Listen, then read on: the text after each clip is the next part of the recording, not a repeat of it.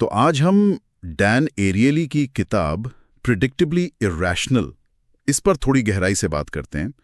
ये किताब एक बड़ा दिलचस्प सवाल उठाती है कि हम इंसान जो फैसले लेते हैं क्या वो वाकई उतने तर्कसंगत होते हैं जितना हम सोचते हैं।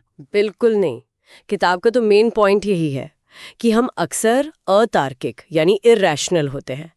लेकिन मजे की बात यह है कि हमारी ये अतार्किकता भी प्रिडिक्टेबल है, उसका अंदाजा लगाया जा सकता है। हाँ, वही प्रिडिक्टेबल वाला एंगल ही इसे खास बनाता है। ऐसा नहीं कि हम बस कुछ भी कभी भी कर देते हैं, एक पैटर्न है। एग्जैक्टली। हमारे फैसले असल में भावनाओं से, आसपास के माहौल से, सामाजिक दबाव से, इन सब चीजों से बहुत ज्यादा प्रभावित होते हैं।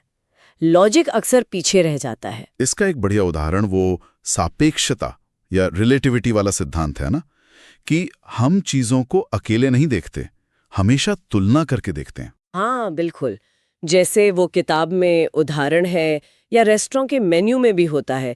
एक बहुत महंगी डिश डाल दो तो उसके पास वाली थोड़ी कम महंगी डिश अचानक से ठीक लगने लगती है। हाँ, वो सस्ती लगने लगती है जबकि शायद वो भी महंगी हो। सही बात है, क्योंकि हमारा दिमाग एब्सोल्यूट वैल्यू समझने में उतना अच्छा नहीं है जितना कंपेयर करने में। तो हम विकल्पों के जाल में फंस जाते हैं। और इसी से जुड़ा हो वो एंकरिंग वाला फंडा भी है, मतलब पहली कीमत का असर।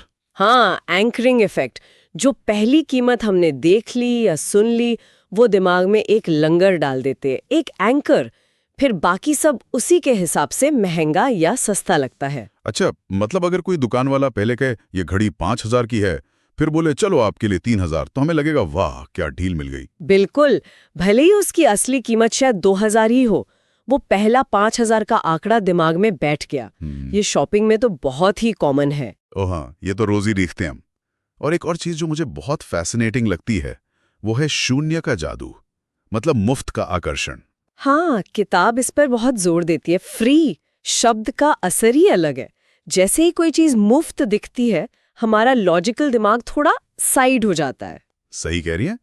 मतलब 1 रुपए की चॉकलेट शायद न खरीदें, सोचे की जरूरत नहीं, पर अगर वही कहा जाए कि दूसरी चीज के साथ मुफ्त है तो झट से ले लेंगे। हाँ, क्योंकि 1 रुपया देना भी एक छोटा सा लॉस या नुकसान जैसा महसूस होता है, लेकिन मुफ्त में कुछ खोने का डर नहीं लगता।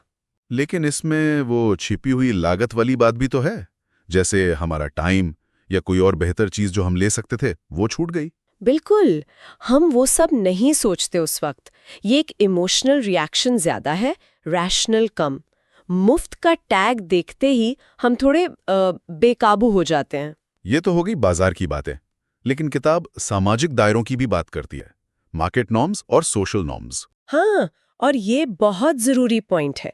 किताब बताती है कि जब हम रिश्तों में, जहाँ सामाजिक नियम चलने चाहिए, वहाँ बाजार वाले नियम यानी पैसों का लेन देन ले आते हैं तो रिश्ते खराब हो सकते हैं। जैसे कोई उदाहरण? जैसे मान लीजिए आपने दोस्त की मदद की घर शिफ्ट करने में, वो आपको धन्यवाद दे, पिज्जा खिला दे, ये सोशल नॉर्म है। लेकिन अगर वो आपको घंटे के हिसाब से पैसे दे दे तो वो दोस्ती वाली बात कहाँ रही? वो बाजार का नियम बन गया। हाँ, वो अजीब लगेगा, मतलब दोस्ती की गर्माहट चली जाएगी। एग्जैक्टली। किताब कहती है कि हर चीज को पैसे से नहीं तोलना चाहिए, खासकर रिश्तों को। ऐसा करने से सोशल बॉन्ड्स कमजोर होते हैं। और एक चीज और थी, उम्मीदों का असर, एक्सपेक्टेशंस का, कि अगर बता दिया जाए कि ये कॉफी बहुत प्रीमियम है तो हमें उसका स्वाद भी बेहतर लगने लगता है। हाँ, हमारी उम्मीदें हमारे अनुभव को बदल देती हैं। प्लेसमेंट, पैकेजिंग, ब्रांडिंग, ये सब हमारी धारणा और अनुभव को बनाते हैं, भले ही असल प्रोडक्ट साधारण ही क्यों ना हो। तो ये सब जानकर, मतलब रिलेटिविटी, एंकरिंग, ये मुफ्त वाला लालच, सामाजिक और बाजार के नियम, एक्सपेक्टेशंस, इसका निचोड़ क्या है? हम करें क्या इसका? देखिए, सबसे जरूरी बात है जागरूकता, अवेयरनेस। किताब का मकसद डराना नहीं, बल्कि ये समझाना है कि हम ऐसे सोचते हैं। ये जानना कि कंपनियां, मार्केटिंग वाले लोग ये सब पैटर्न समझते हैं और इस्तेमाल करते हैं। तो अगर हम भी इन्हें समझें तो शायद हम थोड़े बेहतर फैसले ले पाएं, अपनी पर्सनल लाइफ में भी और पैसों के मामलों में भी। बिल्कुल। ये जानने से कि हम प्रिडिक्टेबली इरैशनल हैं, शायद हम अपने फैसलों पर थोड़ा रुक कर सोचें, एकदम से रिएक्ट करने की बजाय। सही बात है।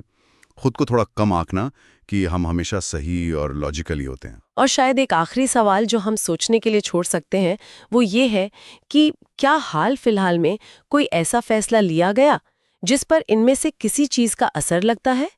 क्या कोई चीज सिर्फ इसलिए खरीदी क्योंकि वो मुफ्त डिलीवरी के साथ थी? या क्योंकि उसकी पहली कीमत बहुत ज्यादा बताई गई थी? हाँ, या शायद किसी दोस्त की मदद करने के बाद पैसे लेने या देने का ख्याल आया हो।